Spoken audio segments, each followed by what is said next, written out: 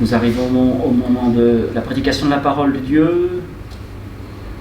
Et je vais vous inviter à faire une lecture dans l'Ancien Testament, dans le livre de Zacharie. Chapitre 4. Zacharie, chapitre 4. Je vais lire dans la version MBS.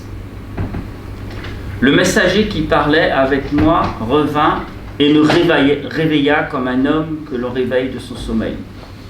Et il me dit, « Que vois-tu » Je répondis, « Je vois un porte-lampe, tout en or, avec un réservoir à son sommet, et 7 lampes dessus.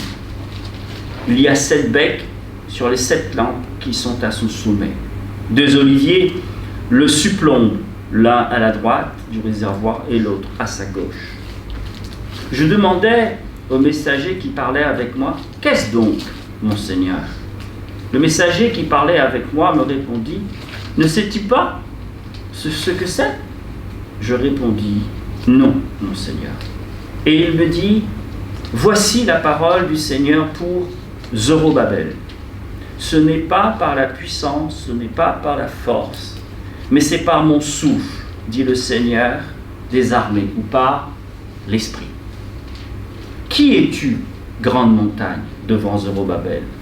Tu seras aplani. Tu feras sortir la pierre principale au cri de « Grâce, grâce » pour elle. La parole du Seigneur me parvint. Les mains de Zorobabel ont fondé cette maison. Ses mains l'achèveront. Et ainsi tu sauras que c'est le Seigneur des armées qui m'a envoyé vers vous. Qui donc a méprisé le jour des petits commencements? On se réjouira en voyant la pierre d'étain dans la main de Zorobabel. Ces 7-là sont les yeux du Seigneur qui parcourent toute la terre. Je lui demandais, qui sont ces 2 oliviers à la droite du porte-lampe et à sa gauche? Je l'interrogeais une 2e fois. Qui sont les 2 rameaux d'olivier qui sont près des 2 conduits d'or d'où coule de l'or? Il me répondit, ne sais-tu pas ce qu'ils sont? Je dis non, mon Seigneur. Alors il dit, ce sont les 2 hommes de l'huile nouvelle qui se tiennent debout devant le Seigneur de toute la terre. Amen. Seigneur, bénis ta parole et surtout, Seigneur, bénis nos cœurs. Nous avons besoin d'être éclairés, c'est par ta lumière que nous voyons la lumière, et renouvelle notre intelligence pour que nous comprenions. Tu es Dieu de la vie, tu es le Dieu de la vraie vie, du vrai bonheur, et nous avons besoin de grandir dans notre connaissance avec toi. Daigne, Dieu saint, au nom de ton Fils unique Jésus-Christ, ce matin, nous faire miséricorde. Fais-nous grâce, Seigneur. Ouvre notre intelligence, comme tu sais si bien le faire, pour que nous comprenions à dessein et à salut. Dans le très bon nom de Jésus-Christ, je t'ai prié. Amen.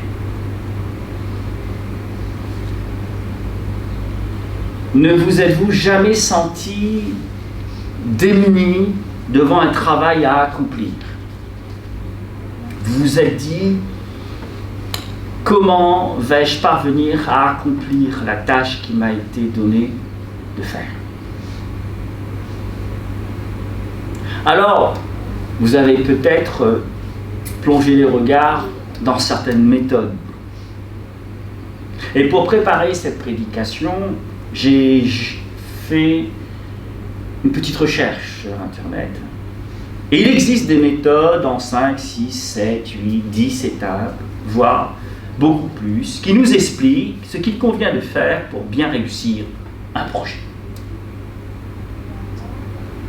Mais croyez-moi, parce que j'ai à diriger des projets, lorsque je respecte les méthodes avec rigueur, le succès n'est pas toujours au rendez-vous.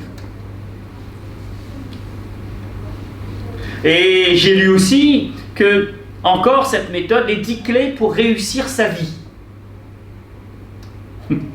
Clé du succès. Mais quelques clics plus tard, je lis « Le secret de la réussite est qu'il n'y a pas de secret. C'est la dure réalité et il faut la reconnaître. » Alors, sur une page, on vous dit voilà les 10 clés, les 15 clés pour réussir, et quelques pages plus loin sur un autre site, on vous dit franchement, il n'y a pas de secret. Il y a de quoi être dérouté, non? Oh, mais alors qu'est-ce qu'on fait? Eh bien justement, dans le chapitre que nous venons de lire, Dieu s'adresse à Zorobabel par la bouche de son prophète Zacharie. Dieu révèle qu'il a confié à Zorobabel une tâche importante. Dieu lui dit aussi « Je t'ai choisi ». Et d'ailleurs, nous l'avons lu, « Tu auras jusqu'au bout de ta tâche. Et ainsi, tu comprendras que c'est moi qui t'ai choisi. » Mais Dieu lui dit « Le succès dans la tâche que je t'ai confiée ne dépend ni de la force, ni de la puissance, mais de mon esprit, de l'Esprit Saint. » Et pour la puissance et la force, un des mots, c'est le mot coach. Aujourd'hui, foisonnent des formations de coaching. Alors Dieu dit à Zorobabel, eh ben non, tu as besoin de moi. Bref, il semblerait que dans le cas de Zorobabel, ni les méthodes, ni la force physique, ni les subtilités humaines ne pouvaient lui garantir le succès. Mais il fallait en plus l'esprit. Et cette prophétie a été donnée à Zacharie, le prophète, alors que, revenu d'exil, à cause, et cet exil a été la conséquence du péché d'Israël. Le peuple a été exilé parce que le peuple a désobéi à la parole de Dieu. Et le peuple avait été exilé en Babylone. Donc là, c'est le retour d'exil. Et ils arrivent, et effectivement, le temple, les murailles, et là, nous avons précédemment entendu parler de Néhémie, d'Esdras, pendant la réunion de prière, et là, Zacharie, il y a le prophète Agé aussi, et du coup, Dieu secoue le peuple en disant « Réveillez-vous, il faut reconstruire le temple. » Et c'est vrai que la tâche n'était pas facile. Et Zacharie va recevoir une prophétie pour encourager Zorobabel à tenir ferme et en dépit des faibles commencements, à ne pas se décourager parce que Dieu est avec lui. Mais avec cette précaution que Dieu donne à Zorobabel par la bouche du prophète Zacharie, ce ne sera ni par la puissance, ni par la force, mais par mon esprit. C'est vrai qu'à ce moment-là, Zorobabel avait besoin d'encouragement, parce que le peuple juif rencontrait d'énormes difficultés dans la reconstruction du temple. Et là, il faudrait se référer à Esdras, chapitre 5 et 6. Donc, cette prophétie avait pour intention d'encourager le peuple et ses leaders à poursuivre leur travail malgré l'opposition. Nous verrons aussi au cours de la prédication que, au-delà de ce qui se passait à Jérusalem à ce moment-là, cette prophétie a une portée beaucoup plus grande. Et cette prophétie vise déjà la venue de Jésus-Christ. Luc nous dit que, frères et sœurs, dans le chapitre 4, verset 14, et nous le savons tous, que Jésus, revêtu de la puissance de l'Esprit, commença son ministère. Donc nous voyons bien que il y a une cohérence entre l'ancien et le nouveau, c'est par l'Esprit. Christ, et Pierre va aussi le mettre en avant lorsqu'il sera dans la maison de Corneille, et il dira que Christ était revêtu de la puissance de l'Esprit. Alors si le Fils de Dieu, si les prophètes, si Zorobabel et bien d'autres hommes de Dieu encore ont eu besoin de l'Esprit pour réussir dans leur vie, à combien plus forte raison nous, n'est-ce pas? Amen. Donc le but de cette prédication, de la prédication de ce matin, est de nous faire prendre conscience et plaise à Dieu de nous convaincre de la nécessité de recevoir le Saint-Esprit. Non parce que c'est une doctrine, mais parce que c'est une nécessité et parce que nous en avons besoin. Et souvent, nous péchons par orgueil ou suffisance en pensant que nous pourrions nous passer du Saint-Esprit. Sachez, frères et sœurs, que nous avons besoin de l'Esprit pour reconnaître que Jésus-Christ est Seigneur. Personne ne peut confesser que Jésus-Christ est Seigneur s'il n'est pas conduit par l'Esprit. Nous avons besoin, pour naître de la vie divine, pour être une nouvelle création, pour devenir un enfant de Dieu, de l'Esprit. Naître d'en haut, amen, être une nouvelle création en Jésus, et c'est un don de Dieu. Nous avons besoin de l'Esprit pour être conduits dans la vérité, et l'Esprit nous rappellera l'enseignement de Jésus-Christ. Nous avons besoin de l'Esprit pour servir Dieu, selon la force et la capacité que l'Esprit nous donnera et nous communiquera. Et je pourrais rajouter encore d'autres passages. J'ai rajouté ce passage de 1 Corinthiens 13 et 7, la manifestation de l'Esprit, c'est-à-dire les dons de l'Esprit. Le don que donne l'Esprit. Il y a la réception de l'Esprit et il y a les dons que donne l'Esprit. La manifestation de l'Esprit est donnée pour le bien de tous. L'Esprit nous est donné pour l'unité, pour le bien du corps de Christ. Et aussi, je rajouterai que l'Esprit déverse en nous l'amour de Dieu. Amen. Et sans l'amour, nous pourrions être super efficaces, super puissants, mais sans l'amour, nous sommes comme des cymbales qui résonnent. Et nous ne valons rien, dit la parole de Dieu. La première pensée que j'aimerais partager avec vous, c'est les limites de la puissance, de la richesse et de la force de l'homme. Nous sommes invités à en prendre conscience. Il est indéniable, frères et sœurs, lorsque nous regardons autour de nous, que les hommes possèdent un certain potentiel de puissance, de richesse.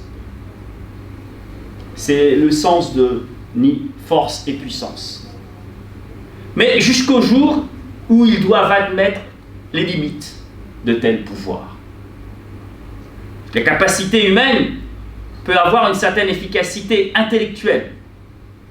Et il faut reconnaître que certains cadres méthodologiques peuvent nous éviter de commettre des erreurs fatales. Mais ces cadres méthodologiques sont loin de pouvoir nous garantir le succès. Alors d'autres croient que le pouvoir de l'argent peut tout acheter.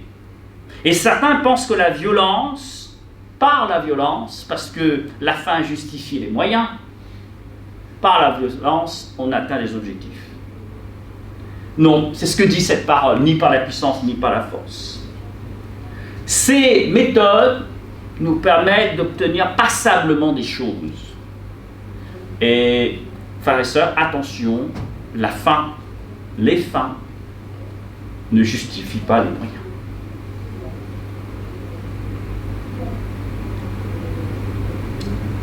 En introduction, au début du chapitre 4, l'ange parle au prophète. Et il est écrit, il le réveille. L'expression utilisée, c'est un homme réveillé de son sommeil. Et Zacharie reçoit une vision. Il est capable de décrire la vision, mais il ne la comprend pas. Et je dis, Parce que l'ange lui pose la question, que vois-tu? Et je dis, je vois, et voici un chandelier tout d'or et une coupe à son sommet. Il y a 7 lampes sur lui, 7 lampes et 7 conduits pour les lampes qui sont à son sommet, et 2 oliviers auprès de lui, l'un à la droite de la coupe et l'autre à la gauche. Et je pris la parole et dit à l'ange qui parlait avec moi, disant, que sont ces choses, mon Seigneur? Et l'ange qui parlait avec moi répondit et me dit, ne sais-tu pas ce que sont ces choses? Et je répondis, non, mon Seigneur. Vous savez, si vous lisez le livre de Zacharie, vous verrez que c'est le livre des questions. Le premier chapitre, on verra que Zacharie va répondre au peuple parce que le peuple posera la question au prophète. Nous sommes revenus d'exil, nous avons été exilés, maintenant nous sommes revenus. Est-ce que le temps des épreuves est terminé?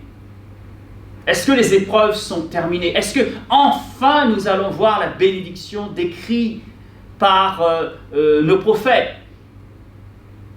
Et Zacharie va renvoyer une question qui est la suivante. C'est, êtes-vous prêts à adopter la posture et l'attitude de cœur qui soit en adéquation avec l'alliance que vous avez faite avec l'Éternel pour que Dieu puisse vous bénir? Autrement dit, souvent nous sommes en train de dire à Dieu, Seigneur, pourquoi je ne suis pas béni? Et les gens du monde qui, la plupart du temps, quand tout va bien, ne pensent même pas à Dieu. Mais lorsque les difficultés frappent à leur porte, et les difficultés telles que les souffrances d'un proche, ou les derniers moments d'un proche, ils se mettent à prier. Et lorsque les choses fatales se font, à la fin, ils sont découragés en disant « Dieu n'a pas entendu ma prière ». Mais la question qu'on doit se poser en premier, est-ce que j'avais l'attitude qu'il fallait, qu'il convenait pour être béni? Parce que Dieu est bon. Dieu veut bénir. Et je veux déposer sur votre cœur ces promesses. Quand un malheureux crie, l'Éternel entend et le livre de toutes ses détresses. Invoque-moi au jour de la détresse, je te bénirai, je te guérirai et tu me glorifieras. Autre promesse que j'aimerais déposer sur votre cœur, celui qui se confie en Dieu n'est jamais confondu. Autrement dit, si tu mets ta confiance, si tu mets ta foi en Dieu, tu ne seras jamais déçu. Et à Abraham, Dieu dira la même chose. Dieu a fait une promesse à Abraham. Lisez, vous verrez. Et Dieu dira à Abraham, marche dans l'intégrité pour que tu puisses te bénir. Alors, la question qu'on pourrait se poser, mais comment puis-je marcher dans l'intégrité? Ce n'est ni par la puissance, ni par la force, c'est par l'Esprit. Le prophète Zacharie reçoit une vision. Mais pour comprendre cette vision, il a besoin de l'ange. Cela montre aussi, frères et sœurs, une certaine humilité de sa part. Vous savez, c'est intelligent de dire que je n'ai pas compris. Souvent, on pense que dire je n'ai pas compris, c'est un signe d'inintelligence. Non, vous dites que je n'ai pas compris, mais je veux comprendre. Et le Zacharie répond, non, mon Seigneur, je ne sais pas. Je ne sais pas. N'avons-nous pas besoin, frères et sœurs, aussi d'être réveillés de notre ignorance? Est-ce que nous n'avons pas souvent tendance de dire, je sais, t'inquiète, tout va bien? Nous avons besoin d'être réveillés de notre ignorance, que Dieu nous éclaire pour que nous puissions comprendre quel est notre niveau d'ignorance. Faute de connaissance, le peuple périt. Seigneur, réveille-moi, montre-moi, questionne-moi, et je pourrais te dire, aide-moi à comprendre combien je n'ai pas compris.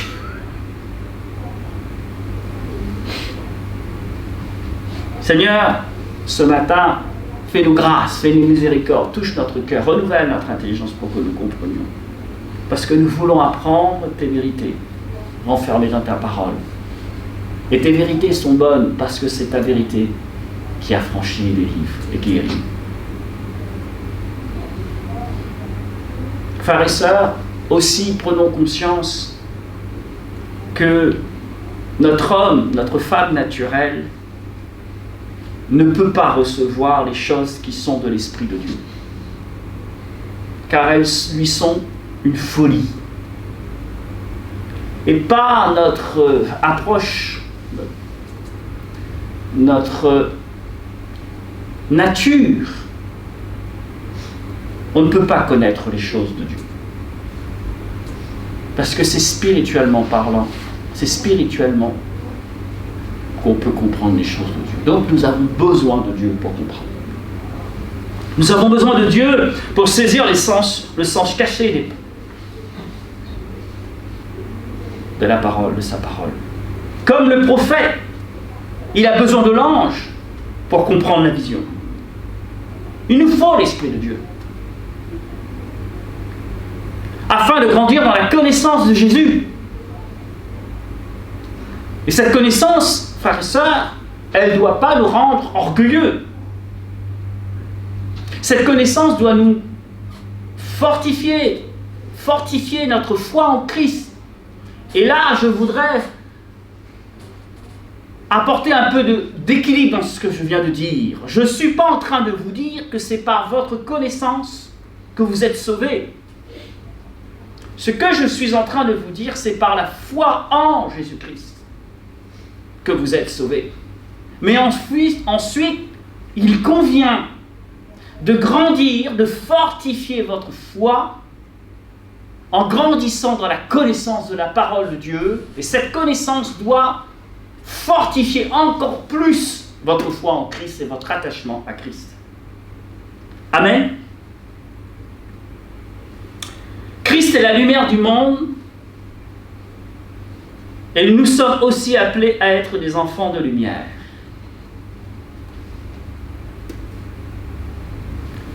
En effet, Zacharie voit un chandelier d'or et une coupe à son sommet. Le 25e chapitre de l'Exode nous parle de ce chandelier. Il était destiné à éclairer le lieu saint et comme chaque objet du tabernacle du temple, il représentait, de manière limitée, frères et sœurs, une des gloires de Jésus, de Christ. Si ce chandelier représentait Christ dans ce chapitre, sa lumière était le témoignage de Christ. Mais le symbole du chandelier et de la lumière ne s'applique pas uniquement à sa personne. Dans l'Apocalypse, les 7 lampes d'or sont les 7 églises. D'autre part, quand il est question de lumière, le Seigneur ne se borne pas à dire « Je suis la lumière du monde » en Jean 9, verset 5. Il dit aussi aux siens, à ceux qui sont nés de nouveau, à ceux qui appartiennent à ce peuple saint, zélé pour de bonnes œuvres, vous êtes la lumière du monde. Matthieu 5, verset 14. Nous sommes appelés, frères et sœurs, à rendre témoignage, à être le témoignage de Christ dans ce monde. Mais cette lumière dont nous devons briller a besoin d'huile pour s'alimenter. Et notre témoignage, frères et sœurs, dans ce monde a besoin pour être efficace du Saint-Esprit, dont l'huile est l'image constante dans la parole. D'où les 2 oliviers qui alimentent en permanence. Le chandelier d'or dans le temple est donc en résumé Christ qui, d'une part, est seul capable de donner la pleine lumière et d'autre part, répand sa clarté par son esprit, notamment sur les témoins qu'il a choisis dans ce but, c'est-à-dire nous. Zacharie ne nous montre pas le chandelier dans le temple, car les fondements de ce temple étaient à peine posés. Ici, le chandelier ne répand pas sa lumière dans un espace limité, mais en dehors. Il y a une coupe à son sommet pour alimenter les lampes. Et afin que cette coupe ne soit jamais vide, 2 oliviers y font couler l'huile d'or par des conduits. Quant à nous, chrétiens, nous ne devons pas oublier que l'Église est appelée à rendre un témoignage, le témoignage de Christ. Et que ce témoignage ne peut être efficace que mu par l'Esprit de Dieu. Amen. Quand le Seigneur Jésus, la vraie lumière du monde, est monté, il nous a confié une mission, faire luire sa lumière et lui rendre témoignage par la puissance du Saint-Esprit. À la Pentecôte, nous avons reçu, ou l'Église a reçu, l'esprit de mission. Amen. L'Esprit a été envoyé et donné par le Père et le Fils. Romains 8, verset 13. Si vous vivez selon la chair, vous mourrez, mais si par l'Esprit vous faites mourir les actions du corps, vous vivrez, car tous ceux qui sont conduits par l'Esprit de Dieu sont fils, et je rajoute, filles de Dieu.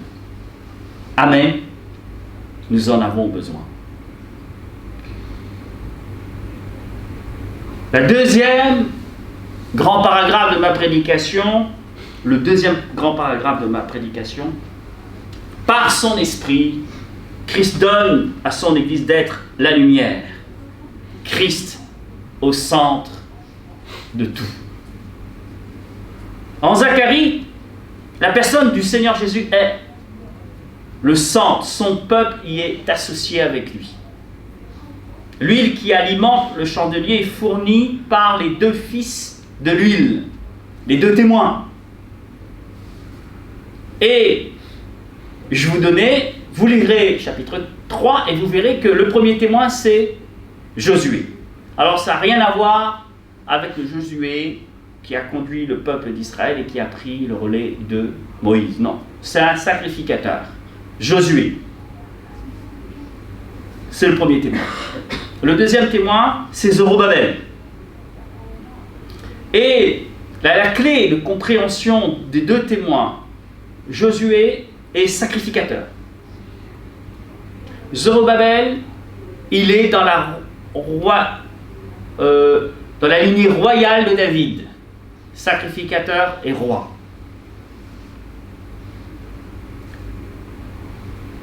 Et dans le chapitre 3, Josué va être accusé par Satan.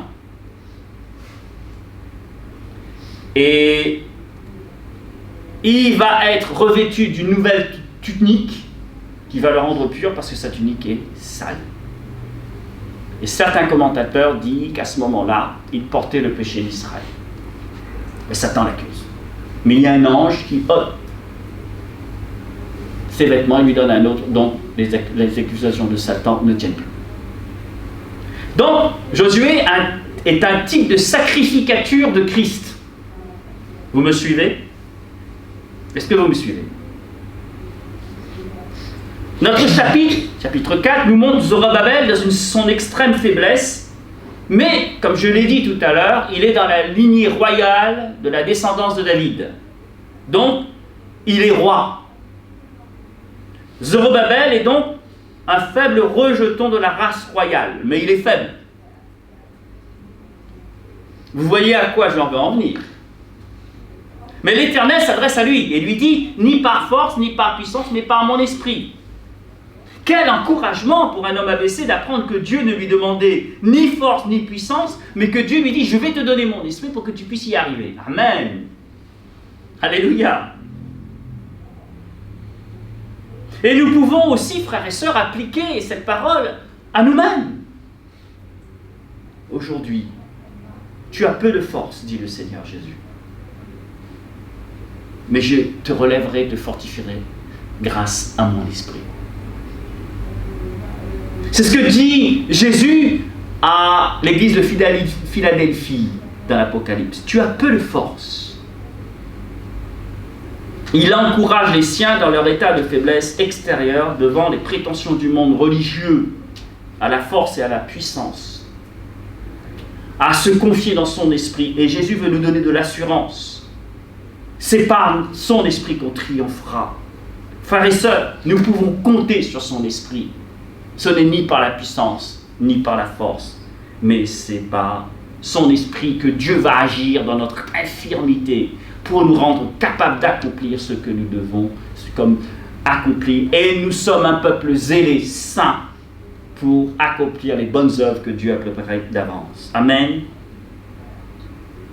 La victoire sur les difficultés par l'esprit. Nous avons lu dans ce passage qu'après avoir dit ni par la puissance, ni par la force, mais par ton esprit, l'ange dit, mais qui es-tu, montagne, devant Zorobabel? Tu deviendras, tu seras aplani.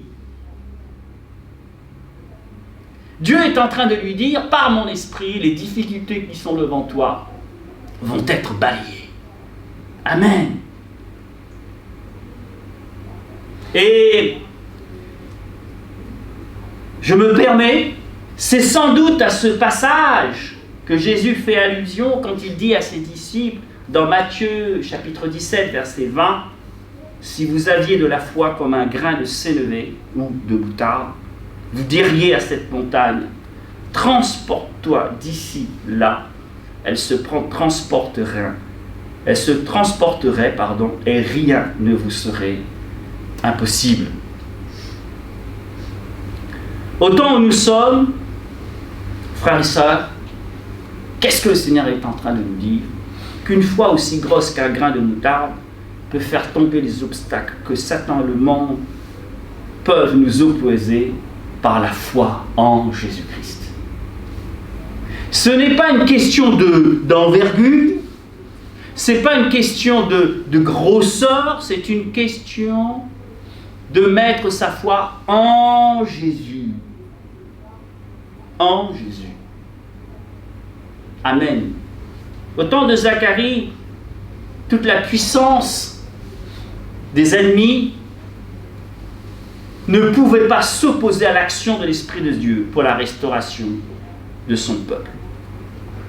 Et nous verrons par ailleurs que la prophétie s'accomplira et ce que Dieu dit s'accomplit toujours. Frères et sœurs, et il faut aussi une autre pensée que j'aimerais déposer sur votre cœur. Il faut que les voies de Dieu, les voies de l'Éternel, les voies de notre Dieu, les projets de Dieu aboutissent pour la seule gloire de Christ, pour la seule gloire de Dieu et pour la bénédiction de son peuple. Et c'est pour moi une importance que cela aboutisse ni par la force, ni par la puissance, mais par l'Esprit de Dieu. Tout à l'heure, pour la Sainte Seine, j'ai parlé qu'il n'y ait aucune idolâtrie. Si on y rajoute les choses du monde, si on y rajoute, on peut tomber dans l'orgueil en disant « Ah, j'ai quand même participé ». Et Dieu n'aime pas l'orgueil ni l'idolâtrie. Le verset 7, nous avons lu, et il fera sortir la pierre du faîte avec des acclamations. Faites le fêtage. Grâce, grâce sur elle. Ça vous dit rien, ça? La loi nous est parvenue par Moïse et la grâce par Jésus. Christ est la pierre de fondement, la principale, la pierre d'angle. Il est la pierre du faîte à partir de laquelle tout se construit, la clé de voûte de tout l'édifice, frères et sœurs. Sur la pierre de fondement, Dieu avait gravé 7 yeux. Sur la pierre du faîte, on lit en un seul mot, grâce, grâce. Elle sera acclamée de tous comme portant la faveur de Dieu. Toute la bénédiction future de la terre dépendra de cette grâce de Dieu manifestée dans la personne du roi, c'est-à-dire Jésus-Christ. Quand il entra dans ce monde, la grâce apparut dans sa personne. La foi en reçut la plénitude. Jean 1, verset 16. Mais son peuple ne l'a pas reçu et le monde l'a rejeté. Il accomplit alors sur la croix l'œuvre de la grâce Plus tard, il paraîtra dans son royaume comme porteur de la faveur de Dieu et dispensateur de la grâce pour Israël et pour toutes les nations. Amen. Versets 9 et 8, « Et la parole de l'Éternel vint à moi, disant, les mains de Zorobabel ont fondé cette maison, et ses mains l'achèveront, et tu sauras que l'Éternel des armées m'a envoyé vers vous. » Et Zacharie revient ici aux circonstances au milieu desquelles il prophétisait.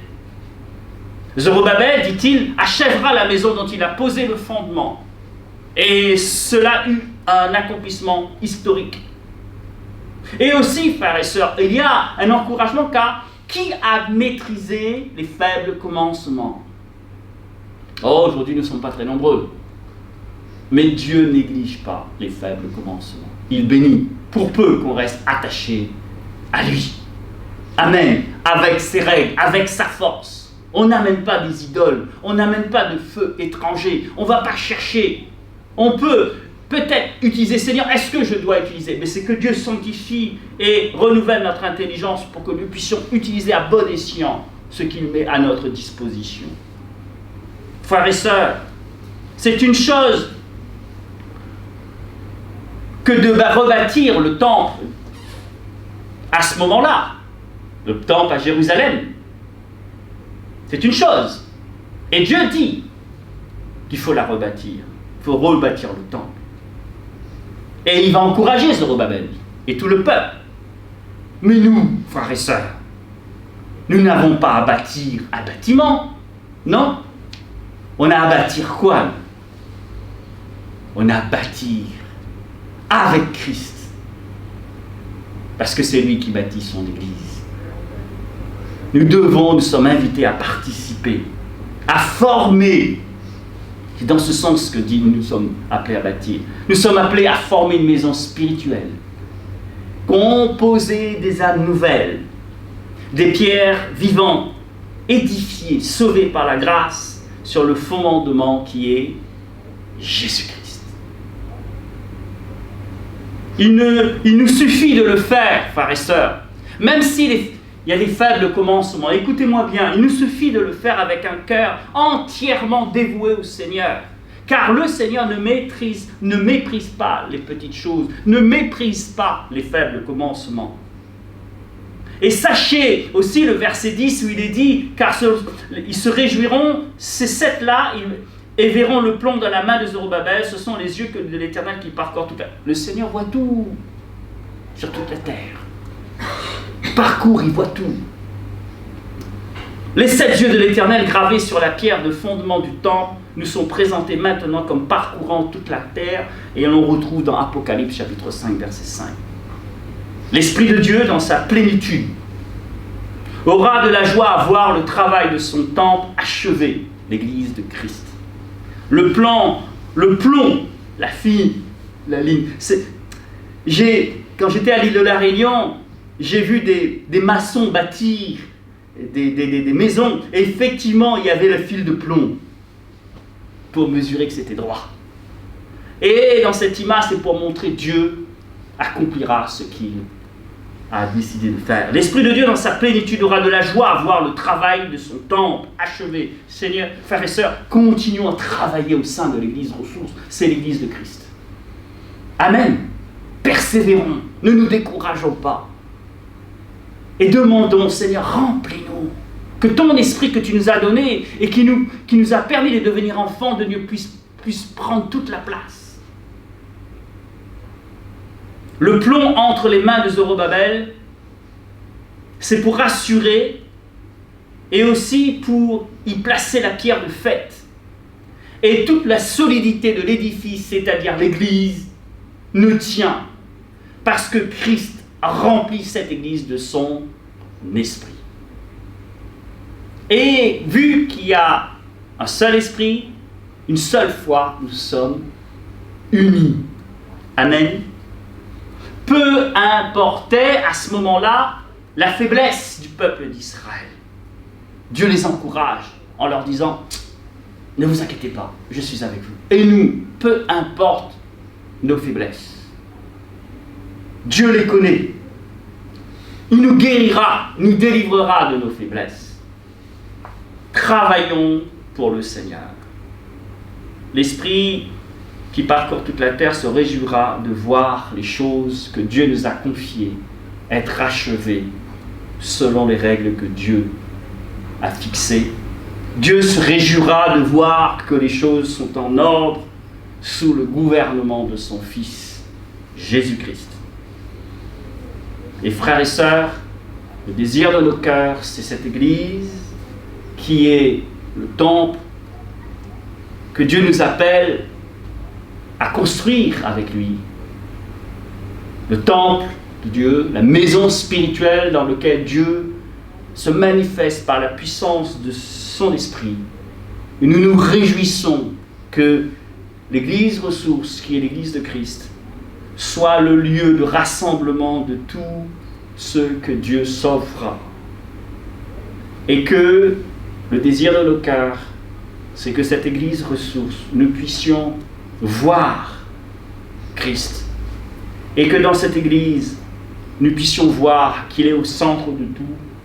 Et que nous puissions voir aussi combien il est glorieux. Amen.